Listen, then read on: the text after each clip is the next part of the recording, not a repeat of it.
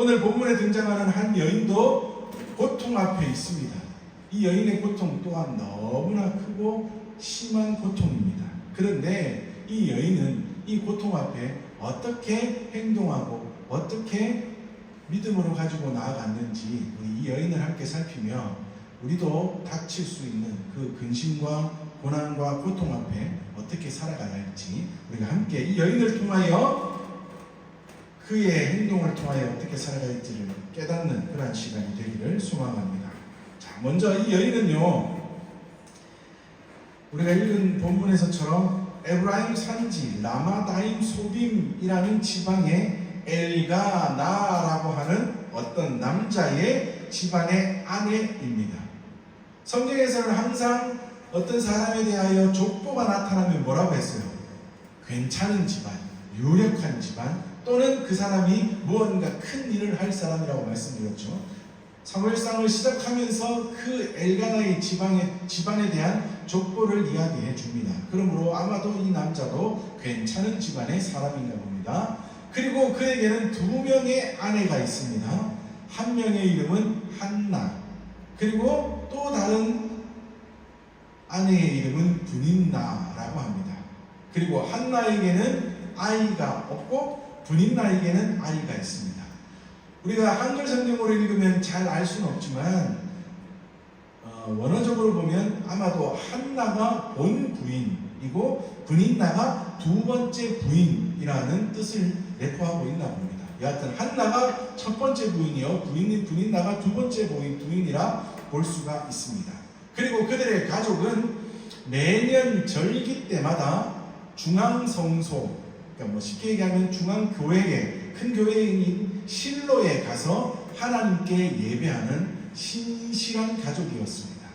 그리고 아마도 그들이 하나님께 예배한 이후에 분깃, 그러니까 예배한 재물, 그러니까 뭐 양이나 이런 것들을 나누어서 먹는 것을 보면 아마도 그들이 드렸던 제사가 화목제, 하나님과의 관계가 어그러진 것을 이제 하나님의 은혜로 인하여 용서받고 회복되었습니다 하면서 기쁨으로 하나님께 드리는 제사가 화목제예요. 화목제. 그 제사에는 분깃을 나누어 먹습니다. 그런데 아마도 이 화목제를 드린다는 것은 화목제뿐 아니라 그 앞에 번제, 욥기를 보면 욥이 자녀들이 하나님 앞에서 범죄하였을까? 그러니까 그 자녀들이 욥기 시작할 때 보면 자녀들이 막 잔치하고 어디 가서 놀다 오고 이런 장면이 있잖아요. 그죠? 그때 하나님께서 그렇게 잔치하고 하는 중에 혹시나 자녀들이 하나님 앞에 범죄하였을까? 그때마다 욥은 자녀들을 위하여 하나님 앞에 번제를 드린답니다. 이것은 용서의 의미예요. 이 죄로 인하여 하나님과 우리와의 관계가 어그러지지 않도록 하나님 용서해 주세요라고 드리는 제사가 번제예요. 이것은 온전히 하나님께만 다 드리는 거예요. 그리고 번제 이후에 하나님 앞에 또 한 번의 제사를 드리는 것이 화목제. 자, 하나님의 용서로 인하여 우리가 하나님과의 관계가 회복되었습니다. 감사합니다 하며 기뻐하며 드리는 제사가 화목제예요. 이렇게 보았을 때 아마도 엘가나의, 그러니까 본문에서 뚜렷하게 나타나고 있지는 않지만 신실한 가족인 것을 보았을 때 아마도 그들 역시 하나님 앞에 번제를 드리고 그리고 하나님의 은혜를 누리며 화목제로 하나님 앞에 또 한 제사를 드리며 분깃을 나누어 먹지 않았을까 볼 수가 있습니다. 여하튼 그렇게 분깃을 나누어 먹을 때 엘가나는 자녀들에게도 나누어 주고 가족들에게도 다 나누어 주면서 두 아내 중에 특히 사랑했던 아내 누구요? 한나에게는 갑절을 줍니다. 2배를 줍니다. 그런데 여기서 갑절이라고 하면 진짜 무슨 뭐 한나가 먹방 유튜버도 아니고 진짜 2배로 줬다 이게 아니라 어떻게 보면 좋은 것만 골라줬다 이렇게 봐도 무방하답니다. 여하튼 한나에게는 특별하게 더 주는 엘가나입니다. 자, 이러한 상황이 닥치면 그 다음 당연히 나타나야 되는 상황이 뭘까요? 두 아내가 있어요? 한 아내에게는 아이가 없고 한 아내에게는 아이가 있어요?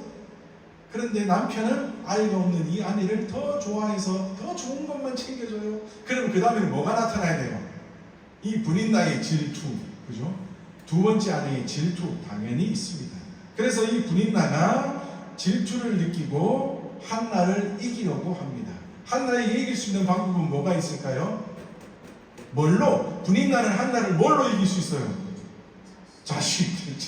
자식밖에 없어요. 그러니 한나에게 아마도 그랬지 않겠습니까? 아이고 자식도 없으면서 남편 사랑받아봐야 뭐해. 늙으면 뭐밖에 없어? 자식밖에 없는데 이러면서 한나를 빡빡빡 긁었을 겁니다.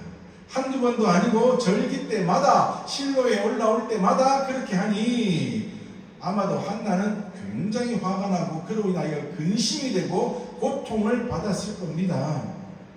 지금 우리로 본다면 명절 때마다 모일 때마다 그렇게 박박박 끓으니 얼마나 화가 날까요? 그러한 상황과 비슷할 겁니다.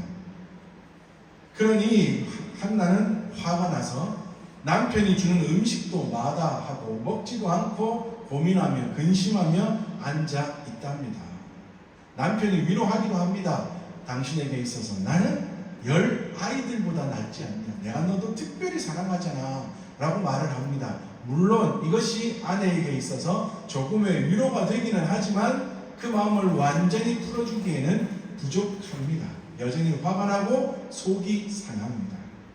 우리도 마찬가지예요. 살아가다 보면 이러한 상황들을 얼마나 많이 만납니까? 근심과 걱정 속에 살아갑니다. 때로는 어떤 사람들이 나를 너무나 가볍게 여기기도 하고 나에게 손해를 끼치기도 하고 나를 화나게도 하여 참을 수 없는 아픔, 근심, 고통을 누리며 느끼며 살아갈 때가 있습니다. 그때마다 우리는 어떻게 해야 될까요? 참 그러한 순간들을 닥칠 때마다 그러한 순간 상황 앞에 놓일 때마다 우리는 자꾸만 잃어버려요. 뭐를 잃어버려요? 신앙을 잃어버립니다.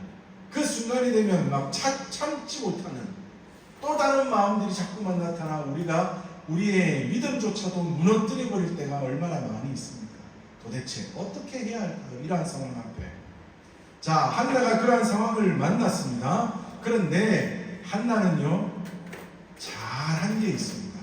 무엇인가 하면 그 나에게 근심이 되고 고통이 되는 원인이 무엇인가 하는 것을 잘 찾았습니다. 자, 고통을 당할 때는 내가 왜 고통을 당하는지, 근심이 될 때는 내가 왜 근심이 되는지에 대한 뭐를 찾아야 될까요? 원인을 찾아야 됩니다. 왜 내가 이렇게 되었을까 하는 원인을 찾아야 합니다. 자, 한나가 이렇게 고통을 당하는 원인이 어디에 있습니까? 어디에 있어요? 왜 이렇게 고통을 당해요? 잘못 생각하면 누가 고통의 원인이라고 생각할 수 있습니까? 분인나가 고통의 원인이라고 생각할 수 있습니다. 그런데 진짜 원인은 아니에요. 뭐예요? 자식이 없음. 즉 성경이 오늘 본문에서 말하는 뭐예요? 하나님이 임신하지 못하게 하시고 불임이에요. 불임. 아이를 갖지 못하는 그것이 모든 고통의 처음 시작이었다. 그런데 우리는 성경을 읽다 보면 착각할 수도 있어요. 야, 분인나 때문에 고통을 당하는가. 더군다나 성경도 오늘 본문에서 분인나를 한나에 뭐라고 이야기합니까? 적수.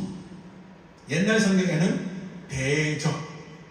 이 표현은요, 그녀의 고통이라는 뜻이고 또 다른 의미로 그녀에게 고통을 가져오는 자라는 뜻이에요. 분인나. 분인나를 표현하고 있는 이 단어가 대적, 적수 이 말이 한나에게 고통을 가져오는 자, 그 이름이 분인나라고 성경은 말해줍니다. 더군다나 사무엘상 1장 4절에 보면 엘가나가 제사를 드리는 날에 제물의 분깃을 그의 아내 분인나와 그의 모든 자녀에게 주고 라고 말합니다. 모든 자녀에게. 한나는 한 명의 자녀도 없는데 분인나는 적어도 최소한 모든 자녀들이라고 하니 최소한 2명 이상의 자녀들이라는 말이에요. 아마도 몇 명의 자녀들이 있었을 겁니다.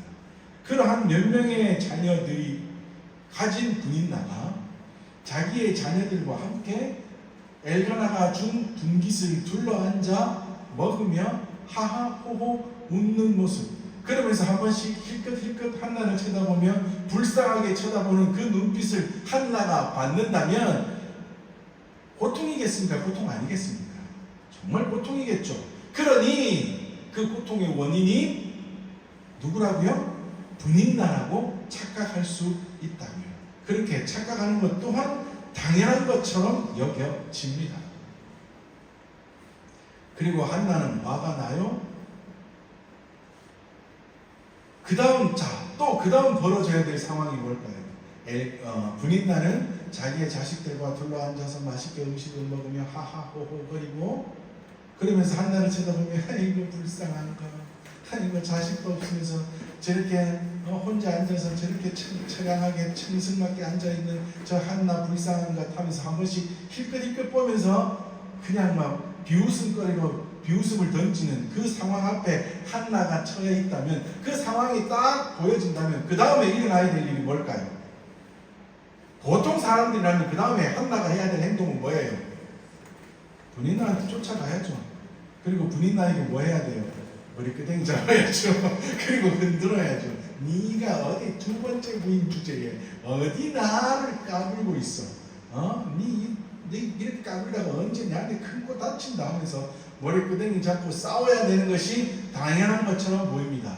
왜요? 고통의 원인이 분인나라고 생각할 수 있으니까요. 그런데 한나는 거기에서 그렇게 하지 않았습니다. 성경조차도 사무엘상 1장 6절에 그의 적수인 분인나가 그를 심히 격분하여 괴롭게 하더라라고 말하고 있음에도 불구하고 한나는 분인나의 머리끄댕이 잡으러 가지 않았습니다. 그렇게 슬퍼하던 한나가 벌떡 일어나 그 다음 한 행동이 뭐라고요? 사무엘상 1장 10절에 한나가 마음이 괴로워서 그 다음 뭐예요? 여호와께 기도하고 통곡하며, 자기의 답답한 마음, 자기의 근심, 자기에게 있어서 이 고통의 원인을 해결해 주실 분은 누구라고 생각하는 거예요? 하나님이시라고 생각하고 하나님 앞에 나아가서 울기 시작합니다. 통곡합니다. 하나님, 왜 나를 불임하게 하셔서, 자식이 없게 하셔서 왜 이렇게 고통을 당하게 하십니까? 하면서 하나님 앞에 가서 토로한다. 사람 앞에 아무리 토로해봐야, 분인나 머리끄댕이 잡아봐야 잡을 때나 시원하지, 돌아서고 나면 또 답답할 거 한나는 알았나 봐요. 그것은 해결책이 아니고 그것은 원인이 아니라는 것은 한나는 알았나 봐요. 그래서 진짜 원인인 하나님께 나아가서 하나님 왜 이러세요? 마치 누구와도 비슷합니까? 욥과도 비슷하지 않습니까? 하나님 도대체 왜 나에게 이런 고통을 안게 하십니까? 내가 뭐 잘못했는데요? 욥 아무것도 잘못한 거 없었잖아요. 도리어 하나님이 칭찬하시고 마귀가 질투할 만큼 완벽한 사람 욥 아니었습니까? 그런데 하루아침에 자녀들 다 죽게 하고 재산 다 없어지게 하고 아내마저도 와서 피부병, 병이 걸린 자신을 향하여 차라리 죽는 게 낫겠소 라고 말할 정도로 모든 괴로움을 당한 욥. 그 욥이 하나님 앞에서 하나님 도대체 왜 이렇게 고통을 당하게 하십니까? 하며 하나님 앞에 토로하지 않습니까? 그것처럼 한나도 지금 하나님께 토로하고 있는 겁니다. 욥기를 예전에 우리 전체를 강의하면서 계속해서 말씀드렸던 게 그게 아닙니까? 욥기에 있어서 가장 중요한 것은 뭐예요? 하나님께 토로하는 것 좋습니다. 하나님을 향하여 소리 지르는 것도 좋고 하나님을 향하여 원망하는 것도 다 좋습니다. 그런데 뭐만 하지 않으면 된다고요? 하나님의 울타리를 벗어나지만 않으면 된다. 도리어 속이 상하면서, 도리어 괴로우면서, 속이 아프면서 괜찮은 것처럼, 거룩한 것처럼 속이며 하나님 앞에 기도하고 신앙 좋은 것처럼 하는 것 하나님은 결코 기뻐하시지 않을 거예요. 괴로울 때는 뭐 하라고요? 괴로움을 토로하라고. 소리 지르고 싶을 때는 어떻게 하라고요? 하나님을 향하여 소리 지르라고요. 하나님 도대체 왜요? 하나님은 도리어 그것을 기도로 받으시고 그 마음을 다 하시고 그것을 하나님께서는 해결해 주실 거예요. 그러나 괴로우면서도 아프면서도 고통당하면서도 아닌 것처럼 속이는 것 하나님은 그것을 기뻐하시지 않을 거예요. 뭐만 하지 않으면 하나님의 은혜의 울타리를 벗어나지만 않으면 하나님 안에만 있으면 된다고요. 한나도 오늘 그렇게 하지 않습니까? 하나님 괴로워요 괴로워요 하나님 하면서 하나님 앞에서 울며 통곡하며 하나님 앞에 메어 달립니다. 이 고통의 원인, 이 근심의 원인 되시는 하나님이 해결해 주세요. 하나님께 메어 달립니다 하면서 하나님 앞에 나아가 자신의 고통을 토로하고 있는 한나의 모습입니다. 한나가 이것을 잘했습니다. 한나는 고통의 원인이, 자신의 근심의 원인이 하나님께 있음을 알고 그 원인을 알고 토로해야 될 대상을 올바르게 찾았습니다. 그랬더니 그 다음에 어떤 일이 벌어질까요? 하나님께서 응답하시는 놀라운 은혜가 나타납니다. 이 응답에 대해서 우리가 다음 주에 함께 말씀을 나누게 될 터인데요, 우리도 오늘 기억해야 될 것, 우리도 우리 인생에 있어서 고민, 근심, 고통을 당하며 살아갑니다. 어쩔 수 없습니다. 이 죄악된 세상 가운데 하나님을 믿지만 여전히 부족한 죄된 모습으로 살아가고 있는 우리들, 그리고 더 죄악이 가득한 이 세상이기에 우리가 고통을 당하며 살아가는 것은 당연한 일입니다. 근심에 쌓여 살아가는 것은 당연한 일입니다. 그럴 때마다 우리는 착각하지 말아야 된다. 다른 곳에서 원인을 찾아 다른 곳에서 자꾸만 힘을 빼는 엉뚱한 짓에서 벗어나 정말 고통의 원인이 무엇인지를 깨닫고 이 모든 것을 해결하실 분은 하나님이심을 기억하여 하나님께 메어달리고 하나님을 의지함으로 그 가운데서 해결함을 받고 기쁨을 누리며 살아갈 수 있는 우리 모든 믿음의 식구들 되시기를 주님의 이름으로 축복합니다.